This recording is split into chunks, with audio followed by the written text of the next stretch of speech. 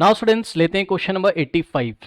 The pie chart on the right side shows the result of survey carried out to find the modes of travel used by the children to go to school. Study the pie chart and answer the question that follow. Okay, तो बच्चों देखिए, बस से जाने वाले जो students हैं उनके लिए सेंट्रल एंगल कितना है 120 डिग्री, एक पाई चार्ट है. कार से जाने वालों का सेंट्रल एंगल 90 डिग्री है, साइकिल से 60 डिग्री.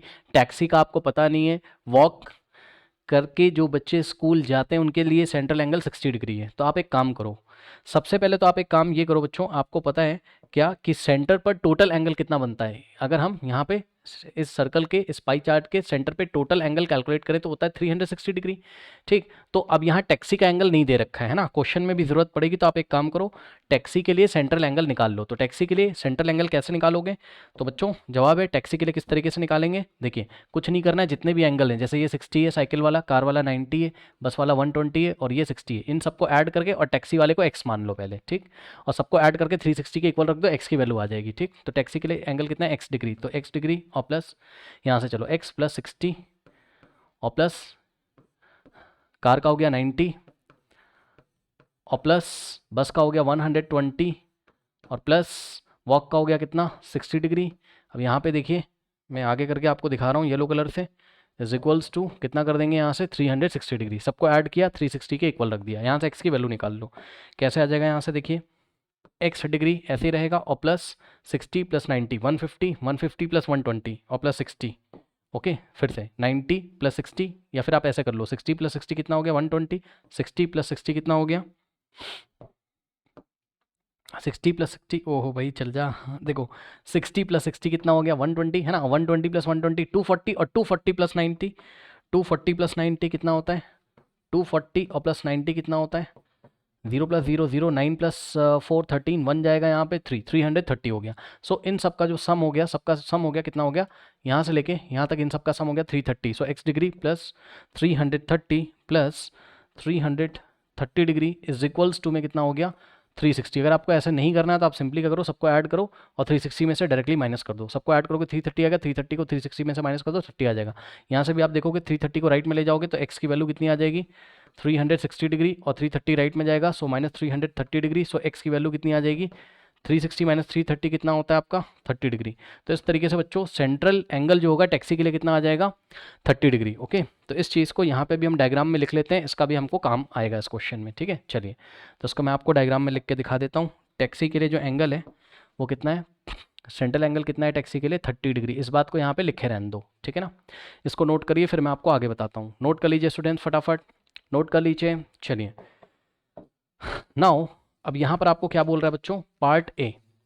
क्वेश्चन पढ़ते हैं और आंसर देते हैं. ठीक है ना, चलिए यहाँ पे आपको बोल रहा है पार्ट ए में what is the most common mode of transport. Transport का मोस्ट कॉमन मोड कौन सा है. ओके स्टूडेंट्स, यानी कि सबसे ज़्यादा बच्चे कॉमनली कौन से ट्रांसपोर्ट यूज़ करते हैं यहाँ पर. तो जवाब है जिस भी ट्रांसपोर्ट का सेंट्रल एंगल सबसे ज़्यादा होगा. आई रिपीट, जिस भी ट्रांसपोर्ट का सेंट्रल एंगल सबसे ज़्यादा होगा वहाँ पे सबसे ज़्यादा बच्चे उसको यूज़ करते होंगे. तो देखिए बस का सबसे ज़्यादा एंगल है कितना 120 डिग्री, इसलिए इन्होंने हमसे पूछा था what is the most common mode of transport. So हम आंसर लिखेंगे द मोस्ट कॉमन, हम लिखेंगे the most common transport, the most common mode of transport is bus, is bus. Okay students, now part B what fraction of children travel by car. देखो बच्चों, car से जो बच्चे travel करते हैं उनका सेंट्रल एंगल कितना है 90 डिग्री. ठीक, तो फ्रैक्शन हम कैसे निकालते हैं, याद है कार से जितने बच्चे ट्रेवल कर रहे हैं उनके लिए जो सेंट्रल एंगल है. ठीक है, इसको मैं निकाल के आपको अलग दिखाता हूँ और मैं यहाँ पे फिल कर दूंगा आंसर. ओके, तो ये देखिए कार के लिए जो आपका फ्रैक्शन आएगा कैसे आ जाएगा. हम क्या करते हैं फ्रैक्शन निकालने के लिए, फ्रैक्शन निकालने के लिए हम क्या करते हैं बच्चों, ये एनसीईआरटी में हमने सीखा हुआ है. फ्रैक्शन निकालने के लिए हम कार का जितना एंगल है और डिवाइडेड बाय टोटल एंगल, तो सेंटर पे टोटल एंगल कितना होता है 360. ठीक है, जिसके लिए भी पूछ रहा है उसका एंगल डिवाइडेड बाय उसका सेंट्रल एंगल, कार का central angle divided by total angle 360. Okay, so 0 से 0 गया, 9 1 जा 9 9 4 था, यहाँ से आ जाएगा कितना 1/4. तो कार के लिए फ्रैक्शन कितना हो जाएगा 1/4. Okay students, so what fraction of children travel by car. So answer is, यहाँ पे आंसर हो गया इसका 1/4. ओके, नेक्स्ट है part C. If 18 children travel by car how many children took part in survey. Okay, तो बच्चों यहाँ पे देखिए इन्होंने बोला कि कार से जाने वाले जो बच्चे हैं ठीक है। कार से जाने वाले जो बच्चे उनका नंबर इन्होंने दे दिया है, पढ़ लीजिए 18 चिल्ड्रन ट्रेवल बाय कार। तो कार से कितने बच्चे ट्रेवल करते हैं? 18 स्टूडेंट्स। ओके, अब मेरी बात ध्यान से सुनिएगा, ध्यान से सुनिएगा बच्चों। एक बात बताओ, कार से जाने वाले इन्होंने बच्चे आपको बता दिए हैं कितने? 18। ओके, यानी कि 18 चिल्ड्रन के लिए सेंट्रल एंगल कितना है? 90 डिग्री। या फिर 90 डिग्री सेंट्रल एंगल कितने बच्चों को रिप्रेजेंट करता है? यहाँ पे देखिए 90 डिग्री। अब इस चीज़ को मैं कहाँ पर करूँ कि आप नीचे देख सकते हो? क्या आपको नीचे दिखाई पड़ेगा बच्चों? देखिए 90 degree represents 90 degree represents 90 degree कितने बच्चों को रिप्रेजेंट करता है? 18 स्टूडेंट्स को। क्यों? क्योंकि 90 डिग्री क्या है? कार का सेंट्रल एंगल है, और कार के लिए बच्चे कितने? 18 है। मतलब कार से जो बच्चे आते हैं वो कितने हैं? 18 है। ओके, सो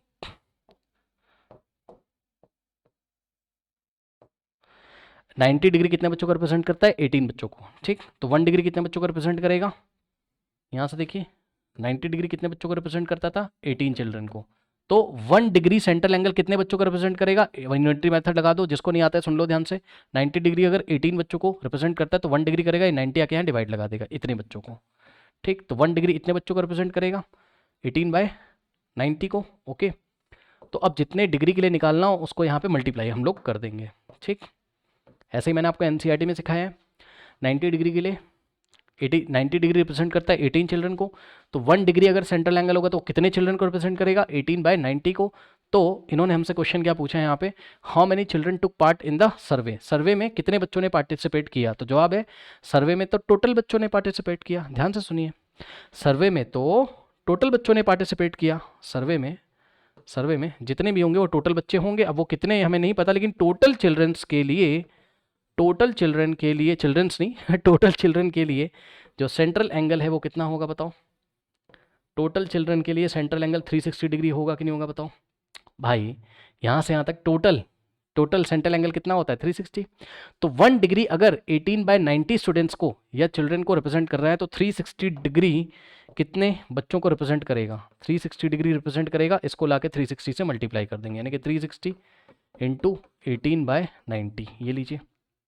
ठीक, ओके, सो इस तरीके से आपको ये पता चल जाएगा सर्वे में कितने बच्चों ने पार्टिसिपेट किया था। जो लोग कंफ्यूज हैं प्लीज़ एनसीईआरटी का प्लेलिस्ट देखिए। फिर से एक बार बता देता हूँ, 90 डिग्री 18 बच्चों को रिप्रेजेंट करता है, तो 1 डिग्री 18 बाय 90 को, तो 360 डिग्री कितने बच्चों को रिप्रेजेंट करेगा? 360 इंटू 80 बाई 90 को। 91 ज़ा 94 ज़ा 4 इंटू 18 कितना हो गया? 72। यानी कि टोटल कितने स्टूडेंट्स ने पार्टिसिपेट किया? 72 बच्चों ने। ओके, इसको निकालने का देखिए एक और तरीका था। ठीक, इसको निकालने का एक और तरीका था कि ये सर्कल है, और सर्कल में आप सोच सकते हो कि ये 90 हो गया, तो ये भी 90 हो गया, ये भी 90 हो गया, और ये भी 90 हो गया। ठीक है ना?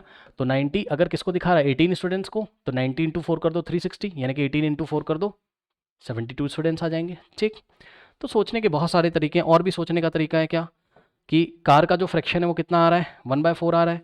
तो कार का फ्रैक्शन अगर 1/4 है, ठीक है ना, कार अगर टोटल पार्ट का 1/4 है, टोटल पार्ट कितना होगा? कार के स्टूडेंट्स को 4 से मल्टीप्लाई कर दीजिए, 4 इंटू 18, जैसे करना हो वैसे कर लो। This is the best method. ऐसे हम करते हैं।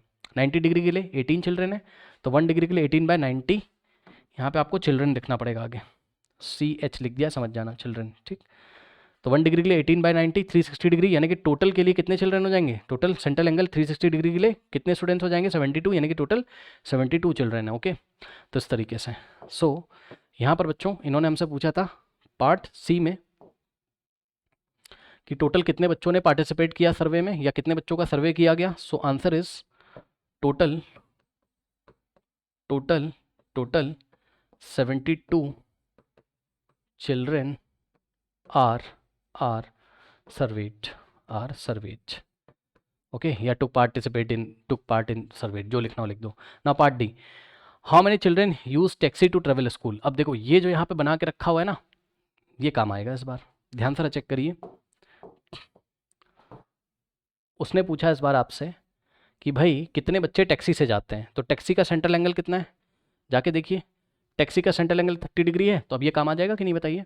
90 डिग्री 18 स्टूडेंट्स को रिप्रेजेंट करता था, तो 1 डिग्री 18 बाय 90 को, तो टैक्सी के लिए एंगल कितना है? 18 डिग्री, यानी कि 18 डिग्री कितने बच्चों को रिप्रेजेंट करेगा? 18 डिग्री रिप्रेजेंट करेगा। इसको लाके 18 से मल्टीप्लाई कर देंगे, तो 18 इंटू 18 बाय 90, ये लीजिए चिल्ड्रन, CH का मतलब चिल्ड्रन। ठीक, समझ गए?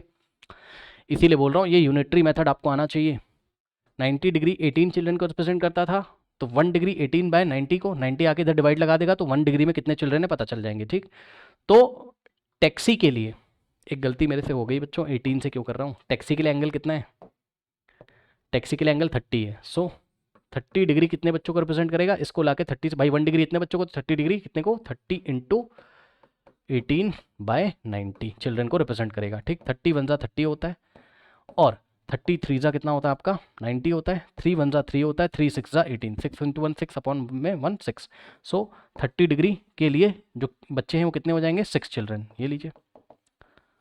ठीक है स्टूडेंट्स, यानी कि 30 डिग्री किसको रिप्रेजेंट करता है 6 चिल्ड्रन को, और 30 डिग्री किसके लिए सेंट्रल एंगल था, टैक्सी के लिए, यानी कि टैक्सी से जाने वाले कितने बच्चे हैं 6। Okay, so how many children use taxi to travel school, so यहाँ पे हम लिखेंगे answer 6 children use taxi to travel school, 6 children. Okay, now part E कह रहा by which two modes of transport are equal number of children travelling. Okay, अब NCERT exemplar में इसका answer बच्चों पीछे शायद गलत दे रखा है। देखिए कौन से ऐसे दो मोड हैं जिसमें कि नंबर ऑफ स्टूडेंट इक्वल होंगे, तो जवाब है जिनके सेंट्रल एंगल इक्वल होंगे। अब जाके देख लो किसके किसके सेंट्रल एंगल इक्वल हैं, वॉक का और साइकिल का। भाई 60 60, पीछे शायद गलती से कार एंड वॉक लिखा है, वो रॉन्ग है बच्चों, वो रॉन्ग है। ठीक, वॉक का और साइकिल का, वॉक का भी सेंट्रल एंगल 60 डिग्री है और साइकिल का भी सेंट्रल एंगल कितना है 60 डिग्री। नंबर ऑफ स्टूडेंट निकालने की जरूरत नहीं है ना, जिनके सेंट्रल एंगल इक्वल है उनके स्टूडेंट्स भी इक्वल होंगे, चिल्ड्रन भी इक्वल होंगे। ओके, याद रखिए क्या दिक्कत है। ओके, अगर आपको निकालना हो निकाल लो, क्या करोगे इसको, इस फैक्टर को 60 से मल्टीप्लाई कर दोगे, 60 डिग्री में कितने बच्चे आ जाएंगे, तो उतने बच्चे यहाँ होंगे उतने बच्चे यहाँ। लेकिन उसने नंबर ऑफ स्टूडेंट नहीं पूछा, उसने कह रहा है कौन से दो मोड ऐसे जिसमें नंबर ऑफ स्टूडेंट्स इक्वल है, तो जवाब है जिनके सेंट्रल एंगल इक्वल होंगे, वॉक का और साइकिल का। ओके, सो पार्ट ई का जो आंसर है क्या क्या हो जाएगा, साइकिल एंड वॉक। अपनी एनसीईआरटी की एग्जाम्पलर पीडीएफ मत देखिएगा, उसमें आंसर पीछे कार एंड वॉक लिखा है जो कि गलत है, ये बिल्कुल सही आंसर है जो मैंने आपको बताया है। ओके स्टूडेंट्स, नोट कर लीजिए।